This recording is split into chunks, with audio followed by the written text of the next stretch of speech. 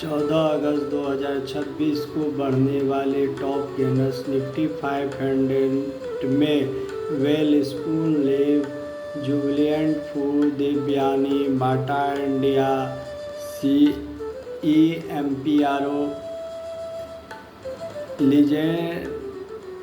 लीजेंड्रिया, Elgi equip,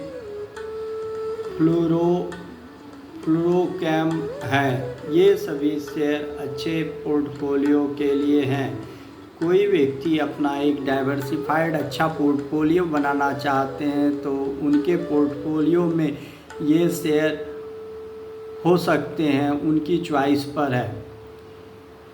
Jubilant food अच्छा share माना जाता है। वेलस्पून लिब भी अच्छे शेयर में आते हैं और एल्गी क्यूब भी अच्छे शेयर में आते हैं। शेयर का चयन आपके अपने स्वेच्छा पर है। ऐसे कंपनियों के ग्रोथ जो 5 साल 10 साल में dividend yield, right issue, bonus shares का होता है, उसके आधार पर तय करनी चाहिए कि क्या यील्ड रेट है। और इन सभी बातों का ध्यान रखते हुए जब आप चयन करते हैं तो आपका चयन बेस्ट होता है। ये हमारा तो पोर्टफोलियो मैनेजमेंट में टाइम होराइजन मिनिमम 20 ईयर्स और मैक्सिमम 40 ईयर्स होता है। आप उससे ज़्यादा भी रख सकते हैं। अगर आपका 2.5 लाख रुपए का भी अगर इन्वेस्टमेंट है और थोड़ा बहुत आप जो है शेयर मार्केट के जानकार हैं तो आपके 2.5 लाख का कम से कम 20 साल बाद 200-250 करोड़ तो आसानी से हो जाएगा। 40 साल में तो कुछ कहा नहीं जा सकता है कि कितना गुना हो सकता है। और आप अगर 2.5 लाख रुपया धीरे धीरे 3 साल में लगाते हैं, जो एक पोर्टफोलियो बनाने के लिए स्ट्रेटेजी होती है SIP के तरह, छोटे छोटे इन्वेस्टमेंट अच्छे शेयरों में लगातार 3 साल तक करते रहने से तो आपको ज्ञात होता है कि 7 से 10 साल में आपको जितना रुपए इन्वेस्ट किए हैं शेयर परचेज करने में, वो तो आपके अकाउंट में ही रिटर्न आ जाता है डिविडेंड के रूप में।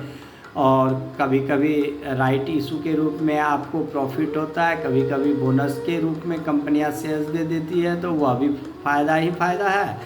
तो इस प्रकार हम लोग SBI के शेयर में देखे थे कि SBI के शेयर जो है 20 साल में लगभग 15 रुपये के शेयर में 350 रुपये का डिविडेंड दे दिए थे और 2 बार जो है राइट इशू दिया था।